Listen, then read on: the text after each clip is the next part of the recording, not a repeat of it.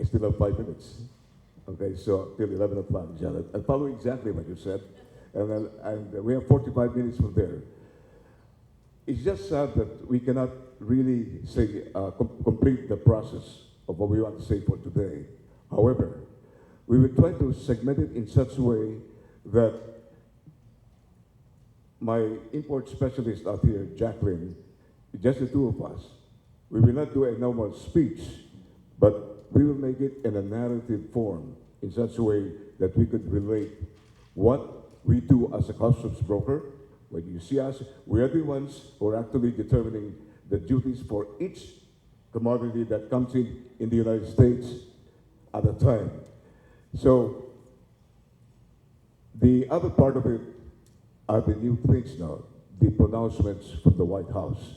And there are so many to the extent that sometimes even, and thank you to the National Brokers Association of America, NCBFA, where we are actually proactive in that. So, as an organization in the United States, we're so solid because we have no other choice but to stay together. Like for this week, I'm supposed to be in Washington, D.C. to join our team in our organization to talk to Congress and to talk to all the departments of the government on how we should really, we would like to give them our recommendations too. And those are the things that we are trying to muster every time we do such kind of activity with us now. So today, we might make it as simple as we can.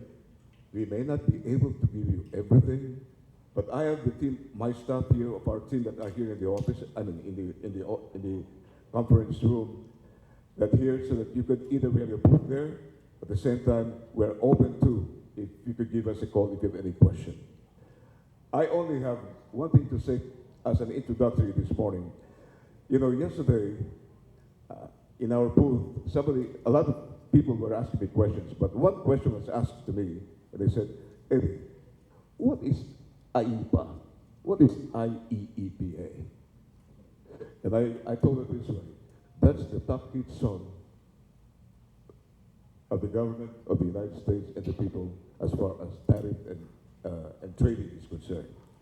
And we will explain to you what it is, and it inspired me why, you know, it is very important. It's something that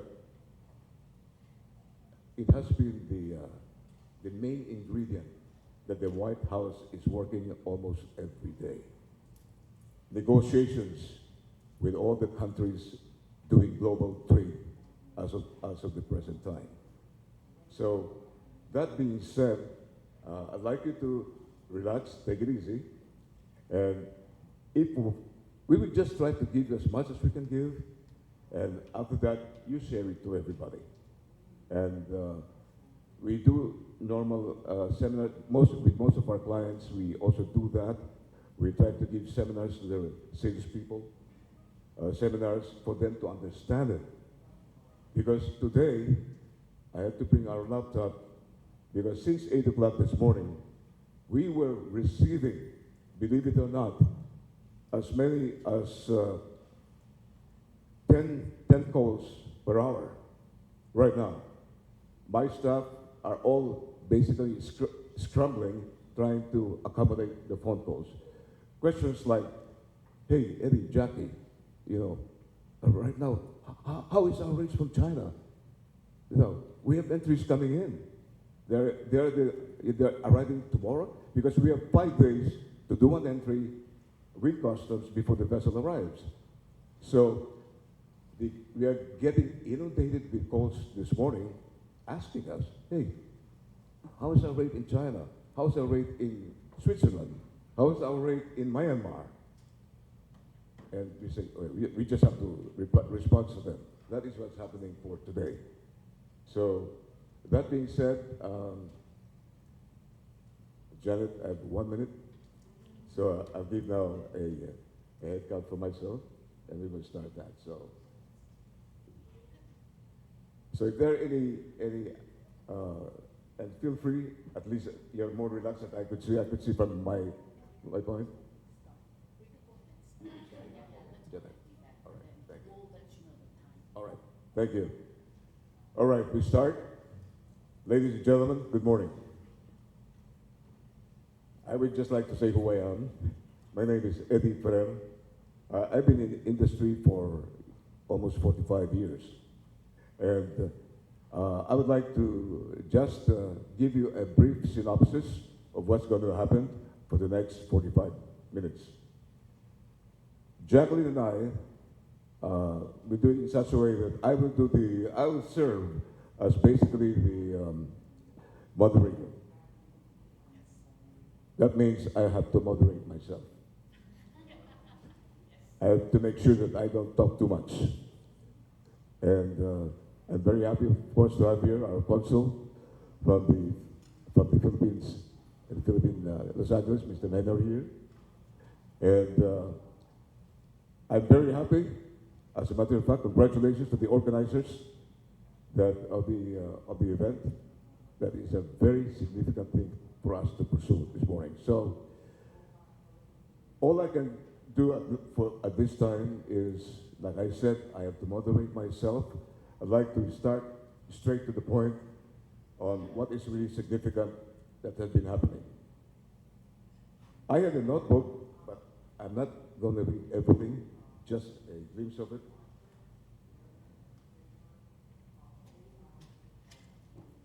I tell you why it's a very important day today. August 1st, 2025, just before today, numerous countries, they want to make an agreement. They failed to make an agreement with the administration, with President Trump. What is the key here? It's all about negotiation, about trade. Each country will have to talk with the president because the president wants them to talk to him, to negotiate on trade. And it involves a lot of things. What each country has with the United States, not only trade, to include things like, how is the country dealing with the United States. So these are the things that happen. They have to make, some people fail to do some negotiation. And some were lucky to make negotiations. Countries like Indonesia, Japan, Philippines, South Korea, Thailand, Cambodia, Pakistan, and the European Union before August 1st. Deadline, that was a deadline. But even though there was a determination of the reciprocal tariff, the final details are still to be worked out. That's the dilemma we have as customs brokers. We don't have the final details, the pinout of what's going to happen now. That's why people are calling us. And then all copper imports will be subject to a 50% tariff effective August 1st. There was also the July 30 White House executive order ending the de minimis for all commercial shipments. What is de minimis? All the small shipments, $800 and below, will be canceled. There will be now tariff, yes, tariff for each shipment. Who are affected? Amazon.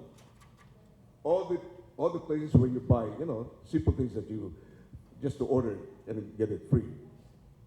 They will now pay duty because the de minimis means to say anything that is valued at $800 and below is duty free, except for photo items. That's going to expire August 29. So if you're buying, either from Amazon and the rest, that's why Amazon is now scrambling too.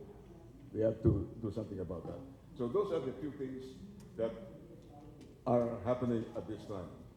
And President Trump announced additional 25% tariff on India over Russian oil purchase. Switzerland vows to adopt negotiations to reach trade deal with the United States.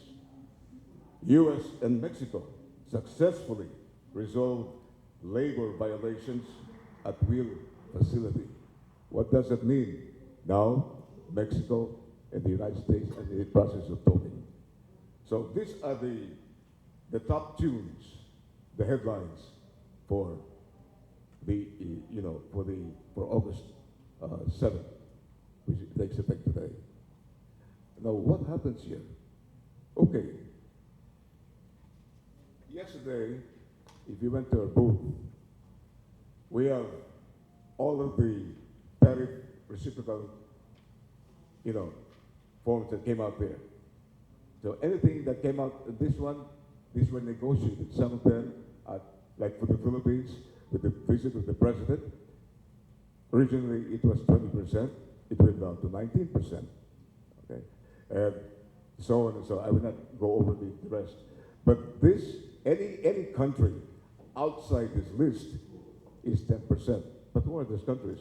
Majority are already involved in this one here. So these are the things that are taking effect as of today. And the other thing that I'd like to also just very briefly, and whoever asked me, and the good person who asked me what IAABE is, okay, I will just tell you very briefly what it is. From the directive from the White House, every time the president makes an announcement, this is the IAABE. And that's the International Emergency Economic Powers Act. The president is invoking his power to do some changes. And why is it so? Allow me to just briefly say this and read it to you. What is in the pronouncement from the White House? Every time he does a tariff adjustment, and I'd like to read this to you to understand it. By the authority vested to me as president by the Constitution and the laws of the United States of America, including the International Emergency Economic Powers Act and Section 301 of hereby I determine in order. Now, in his pronouncements, there are about 6 or 7 provisions. I will just briefly give you the 3 sections, 1, 2, and 3. So he would say, and I just read it to you. The Executive Order 14257 of April 2, 2025, with a reciprocal tariff to rectify trade practices, that contribute to large and persistent annual United States goods trade deficits. I found that conditions reflected in large and persistent annual U.S. goods trade deficits constitute an unusual and extraordinary threat to the national security and economy of the United States that has its source in whole or a substantial part outside the United States. I declare national emergency with respect to that threat, and to deal with that threat, I impose additional ad valorem duties that I deem necessary and appropriate. That's why he does it. He's doing that because of national security. And then here comes the next thing that follows after that, where we are now involved as custom brokers. The harmonized tariff schedule of the United States shall be modified as provided in Annex 2 of this chart. These modifications shall be effective with respect to goods entered for consumption or withdrawn from a warehouse or for consumption on or before, now he will give the date, 12:01 a.m. Eastern Daylight Time, 7 days after the date of this order. Now, did you see how things are very complicated, especially for us? He gives us a timeline. What is really very concerning if the president makes this pronouncement and then he says it will be effective at this time, August 1st. That's the first time he said about, whatever is taking effect today.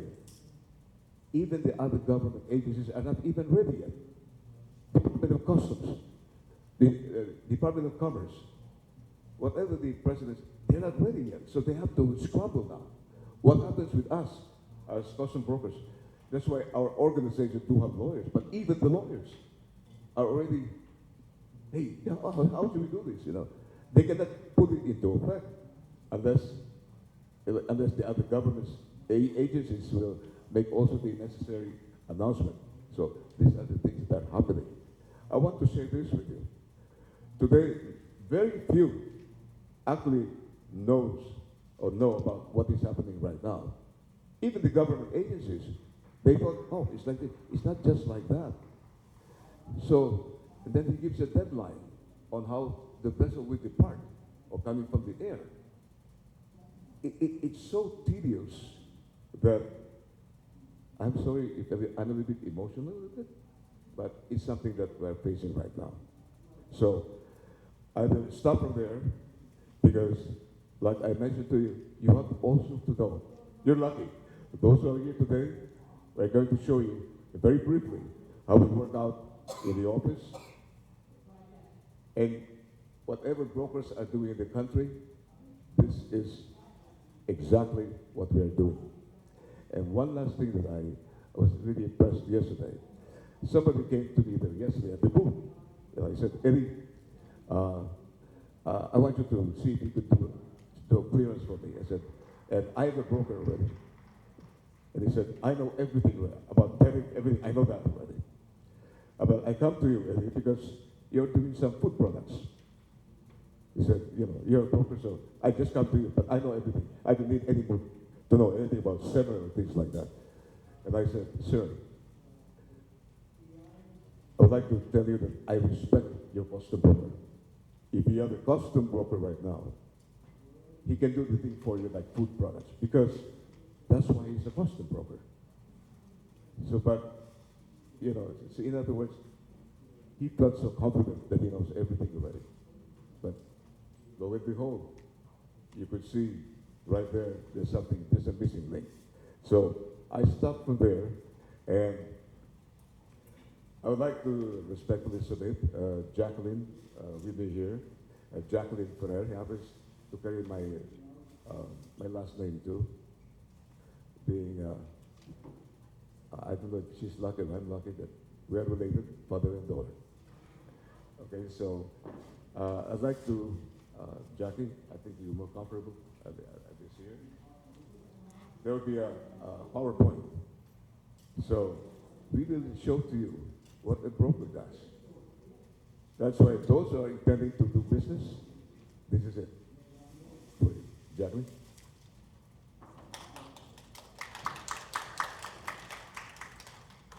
Good morning, everybody. I want to just thank everybody for their time this morning to attend our session, and hopefully it will be valuable to you. But I kind of wanted to also kind of gauge the audience, if I can just get a raise of hands. How many of you are actually importers? Oh, not one in the room, and that's completely fine. How many are you looking forward to possibly venturing into importing? Okay, I see one. And how many of you are just pretty much here to kind of see what's this all about? Probably the rest. Okay, that's perfect. Now I want to do one correction. Though this is kind of off topic. My father did say we share the last name, but my husband's in the audience. My last name is now Denise. I just don't want to disrespect. So Ferrer and Denise is now. So just wanted to correct that. Okay, so when we say brief when it comes to importing, it's really not brief, but we're going to try to get you through that today. Pretty much, we will I'll revisit at the end the tariffs, kind of a recap of what's going on, just so you kind of see, like, if you are venturing into importing, what is kind of affecting our industry now. We are definitely in a time of unprecedented times in this type of business of trade because of the tariffs. And then also, while we revisit and recap the tariffs at the end of this presentation, I want to first start with the logistics and how to begin if you want to get into importing. Okay, so it's a very good business to get into, but there's different aspects to it, so I want to get started on that. So with importing, I'm featuring here a logistics flowchart. You're going to start with sourcing when you do your factory. You're going to start with who you're going to source with overseas to vendor to ship into the U.S. Then you're going to want to go with who's going to be moving your cargo, which would be the NVOCC, non-vessel operating common carrier, that would actually move your cargo to the U.S., whether it's via ocean or air. Then you're going to go into the customs clearance process. That's one, you move the cargo here, but once it gets here, you have to see how you're going to get your products through customs and possibly partner government agencies depending on your product. You may have a product that's a food item, so you're not just dealing with customs, you're now also dealing with FDA or Department of Transportation if you're looking at, ATVs and UTVs. Then finally you get the logistics of getting the delivery to your door. And at all of those levels of the logistics flowchart, there's compliance at all levels. So again, where it begins. Once you find what product you want to import to the U.S., you want to think of who you want to source from. And you want to work with a reputable factory overseas. The factory that you deal with, you also must have quality production and experience and knowledge. And if they don't, you as the importer can help them get there, and we as a customs brokerage can help you assess that to get them information on how to, what they have to do to prepare to come to the U.S. Also, the factories you deal with, they must have knowledge of Incoterms, FOB, CFs, cost insurance and freight. The factory must also be aware and be familiar with intellectual property rights. You want to be careful with that. I've dealt with clients where, they have a product and it got held by customs and it's because they had a Disney logo. Well, you might want to sell Disney, but if you're selling it and you're selling it via your store and your own and you haven't asked for permission on that, that will also be an issue. You have to have the authorization from the actual company that you can sell their products on their behalf. Also, the factories must do reasonable care in the preparation of your documentation, which I will kind of go into detail further into this presentation as far as documentation that is required to import products into the U.S. Factory must also be at least familiar with the packing and the cargo loading specifications, whether it be a loose cargo or you can do a full 20-foot or 40-foot containers. Those are those vessel cargo ships that you might see, those boxed containers. You can ship in as big as that, or you can only purchase a portion of that. And also, the factory and you as an importer must be aware of markings, of wooden markings on wooden packaging materials that have to be fumigated prior to coming into the U.S. And the reason is for that is the U.S. government, especially the Department of Agriculture, they want to make sure that we limit the pesticides that might come into the U.S., right? So, and a lot of that can go onto wooden packaging material, but we don't think about that. But that's how a lot of things come into the U.S. We're like, oh, came in through cargo, because things weren't properly fumigated. So you want to make sure that if you are using wooden packaging material, that it is properly fumigated, because it can be held up here in the U.S. and you might not get your cargo. It might be due for automatic export, or immediate, I should say. Again, the factory must also provide what's called an importer security filing. Pretty much the importer security filing is pre-shipment details that we have to report to U.S. Customs at least, I'm going to say 48 hours before it gets onto the vessel. This regulation started after the 9/11. So when we had that 9/11, the U.S. government, to protect our national, our borders, to secure our borders, they enforced, even through cargo, because terroristic acts come through cargo.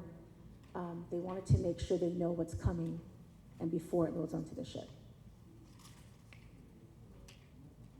Okay, so now after we're done with kind of dealing with the factory and sourcing, we're now going to kind of dive a little bit deeper into the customs compliance.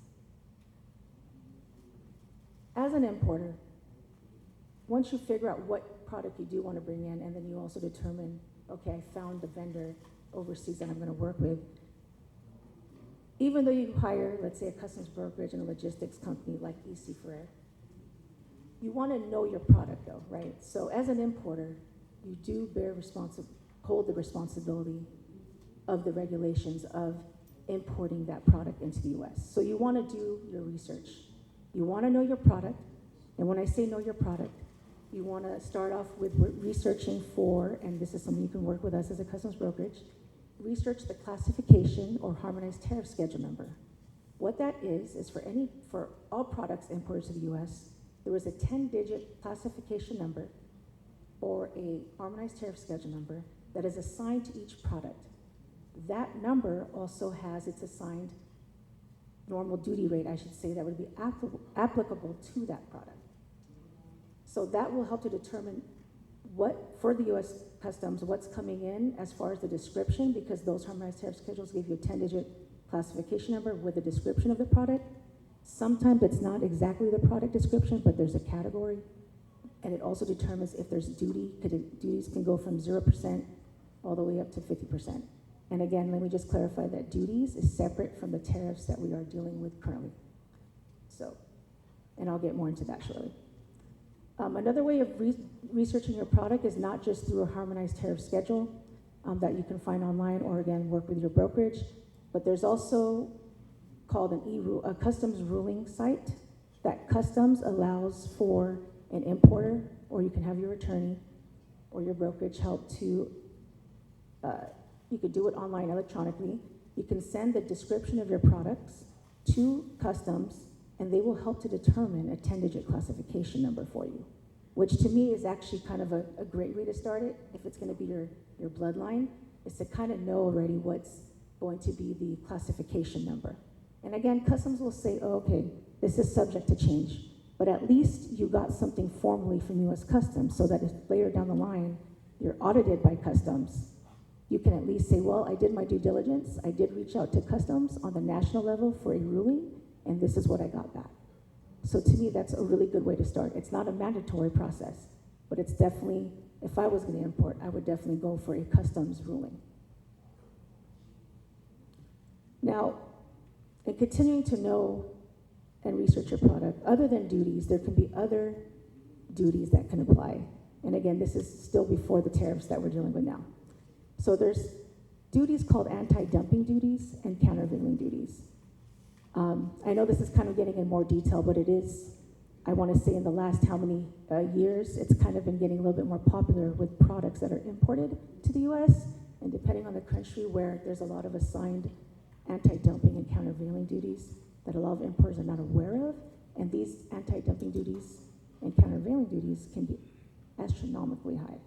I'm talking where I've seen, just recently, this is the highest I've ever seen, certain paper plates from China, and this is with one of our accounts, a big account. They don't normally ship in paper plates. They shipped in paper plates, and without us, it wasn't their usual product, so we didn't even see that portion until it came in. They added a portion, a little bit of a paper plates there. It ended up having an anti-dumping rate of, I believe it was 1,041%. 1,041%. So if you times that by the value of the cargo, I don't remember the value of the cargo, but I do remember that my client's anti-dumping was 700,000 plus. At that point, I had to tell them, okay, I need to refer you to a trade attorney, because there's only so much as on a broker level that we can do that, and that portion is beyond our scope. So, you know, for us, we're thinking it's just paper plates, but there's regulation with trade depending on the country and why there's anti-dumping applied. So, and again, as it says, anti-dumping normally occurs when a vendor imports to the US and it's at a low, it's not at a fair market price. So to avoid that and to have a level field, they add those anti-dumping duties. And then you can also be slapped with countervailing duties if that government, let's say you're working with a client in China, a vendor in China, and if their government is helping them, subsidizing pretty much, right? you're going to be slapped with countervailing duties. And you can have your normal duty rate, as I explained, as a harmonized tariff schedule. You'll have your anti-dumping rate, and then you'll have another countervailing duty rate on top of that. So that's why it's important to kind of know before you just make a purchase, do your research and get to really know your product. And then again, 2018. So I know this year we're dealing with a lot of tariffs, and some might think, oh, it just happened this year. But actually, during the first Trump administration in 2018 is when tariffs began. And it began with Section 301, which is specifically for certain products out of China. And they had 4 lists. I believe 3 of the lists are about at 25%, and the 4th list, I think, is at 7.5% tariff. And that goes on top of all the duties that I just kind of explained. And then on that same 2018, there was Section 232 tariff that also began. But at that time, it was 25% tariff on steel, and then 10% on aluminum. And then you had some countries of quota where they can ship in at, but just for a certain amount. But that now has changed to 50% for this year. To continue, knowledge is key. You want to know if your product also deals with partner government agencies. Again, if you do food products, cosmetics, there's FDA that is involved in that. So it's more than just going through customs. You want to also know that FDA is involved and you have to follow their requirements and regulation. If you do ATVs and UTVs, there's the U.S. Environmental Protection Agency, EPA. You have to make sure you have certification in place. And if you're dealing, for example, with, let's say, meat, USDA is also involved, or any wooden material. And then Department of Commerce, that's the one that kind of oversees the anti-dumping and countervailing duties. And again, I forgot to mention earlier, but anti-dumping and countervailing duties, they usually apply because it's domestic manufacturers that also put in complaints to the Department of Commerce, and then a case begins.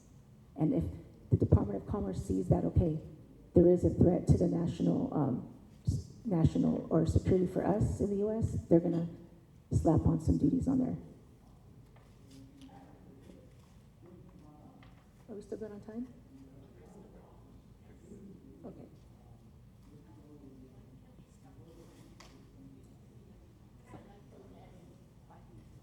Okay, thank you. Further, for knowledge is key, we also have, to visit you can start off also by, again, just a simple Google research to know your overseas vendor. You can also do a site verification, and you can also prepare a questionnaire of compliance for them. And to do that, as a customs brokerage, we can assist you on that as well. Okay, I'm going to skip a few slides because I think we're limited with how much? Oh, I have 10 more minutes? Okay. Let me see, I'll skip that right now. Okay, now into the custom import process. Okay, so just how you began with the sourcing, researching your product, and then again, understanding agencies, other partner government agencies that might be involved depending on your product. Now when you're working with a customs brokerage, before we can do customs business on your behalf, there's a power of attorney that must be completed, and that is a legal documentation. It allows us to do customs business on your behalf. And also must be, I'll break it down a little bit further, and then next we'll also have a bond is required when you import into the U.S., whether it be a single or continuous bond. And then cargo marine insurance is something we recommend also to our clients. It's not mandatory, but there's only so much coverage that is covered by a bill of lading. So now again, going into the power of attorney, which is a legal document, we do need an officer of the company to sign that document. So you don't want to just have someone at your front desk sign the power of attorney on your behalf. You want to make sure you as the officer or an owner signs that documentation. Power of attorneys are good until revoked. Unless you're a partnership, it's about good for 2 years, and then we have to revisit that power of attorney. And again, we will have to also ask for proof of that federal ID number to make sure that you are that specific importer on that power of attorney. Bonds, you need a continuous or single entry bond. These bonds are a financial guarantee by the IOR with CBP that it ensures that the importer will fulfill payments due on duties and other taxes and fees. Continuous is for continued shipments, multiple shipments. Single is for only one shipment. I'll go ahead and skip that portion. And again, for marine insurance, again, we do recommend getting that because you never know when something may happen. And again, there's only limited coverage by the bill of lading of that cargo or by that vessel carrier. Let's see. Let me skip that. So again, going through the documentation that's required for clearance, there's an arrival notice, there's a bill of lading, a commercial invoice, packing list, ISF information, and again, any certifications that might be provided by your for products that deal with other partner government agencies, and also country of origin certification. More than ever now, it is really required that you get a country of origin certification from your vendor. And then once we do clear customs and we have documentation in place, we do have, again, it can randomly be inspected by customs. It can be, so I just want to let you know that just because we push through the entry doesn't mean it's cleared right away. Customs can randomly examine your cargo. Let me skip that one. And as an importer, we do, even though as a brokerage we have to retain 5 years the documentation, it's important that as an importer you also retain your records for 5 years. Okay, so audits can happen by CBP on the importer, or it can happen on the broker. So you want to make sure you retain a file for each of your shipment and keep it for 5 years. So again, just to recap that, the customs import process, research and know your product, right? Knowledge is power. Then again, you go through the documentation of the power of attorney, you do the bonds, the marine insurance coverage, import security filing, documentation for customs and PGA. You go through the process of possible examination or doc review, and then finally your shipment is released. Reasonable care, I do want to touch base on this real quick. As an importer, and as a customs brokerage, I've ran into this where importers say, hey, we hired you, so we leave it up to you. But that's not exactly the case. In black and white, reasonable care, the importer bears the responsibility to make sure that we report accurate information to U.S. Customs pretty much on your behalf, because that's why we're doing it. So we do have to make sure that the importer understands that. And I did pretty much place it on there what it is, that an importer is responsible for even the duty, the classification number that we file to U.S. Customs. It's important that you also are aware of what that is and know the definition. As you know your product, you're the expert on the product, but we can help you get through the system to customs. Okay, and then reasonable care, I want to just say this too. You want to also do a checklist for yourself, right? So a checklist you can do, because importing, you might have your business on selling the product, but importing itself as an importer, that's almost pretty much a separate career, right? You want to make sure you have a designated person that's going to help you run that. And in that, you're going to have a questionnaire for yourself. One, you want to know, do you review your broker's work? And yes, you can review our work to let us know if we have an error and if we need to correct something. And do you have a trade attorney? Again, there's some things that are beyond the scope of a customs broker that we would need to refer you to a trade attorney, so you want to think about that. And again, we have to have a relationship with our importers to have that dialogue. And so now, as I said earlier, I wanted to go back to recap on the tariffs. My father earlier was kind of giving the updates on that. And so again, it did start February 4 is when the first set of tariffs started. That began with the IAABE fentanyl tariffs, right? The drugs coming across the border. It started with Mexico, Canada, and China. And again, I'm not going to go through all that list. I just kind of want to show you it started with IAABE fentanyl. So again, Mexico and I believe Canada had 25% that started March 4. But on February 4 was actually when China started with the 10%, and then it became 20% on March 4. Then you have the IAABE reciprocal tariffs that began in April. So again, tariffs keep coming. It was a year of tariffs that kept coming almost every month. We never had a room to breathe. We had IAABE reciprocal. That's when actually the list of countries from Annex 1 that we were showing earlier, that was when it was supposed to begin. The tariff numbers were completely different at that time. But then it went back to 10%, and that's when China had that hole, went from 34 to 84% to 125%, back to 10%. And then now Section 232 with the steel and aluminum, that also went into effect. That went into effect on March 12, where it became 25% for both steel and aluminum, that now became 50%. Then also Section 232 is not just steel and aluminum, it's also auto and auto parts. That also went into effect in April and then in May. Then you have your kitchen appliances, refrigerators, washing machines on June 23rd. We were also slapped with Section 232 tariffs on that as well, which they're affected by the 50% because it was 25, but now it's 50%.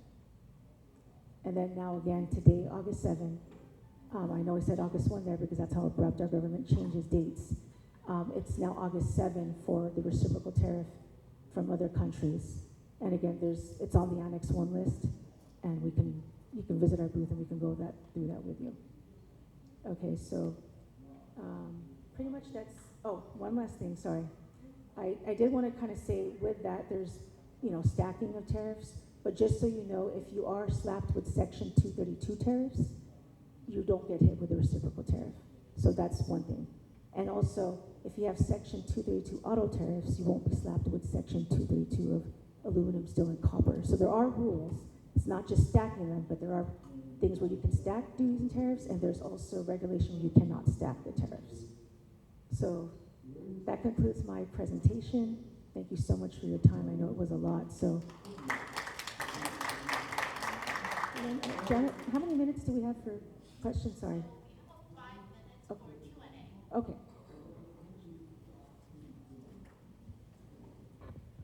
How are you guys doing? Me as a custom grower, I get bored. Honestly, because of so many things that we basically get inundated right on the spot. So for the question and answer that we have here, if you have any, we may not be able to accommodate everything, but I'll start from here. If there's any other questions, Q&A. We have one question here. Okay, Ellen, shoot it out. Okay, yeah. Oh, that was so enlightening. For the people who are here, IAABE was actually inspired by the idea that when we went to Ferrer's event on, tariffs and importing and brokerage services, and we saw FDA, we saw everybody there talking, which we thought this is a good idea for the chambers of commerce. Sometimes importing is so big for the small business people like us, it's something like, oh no.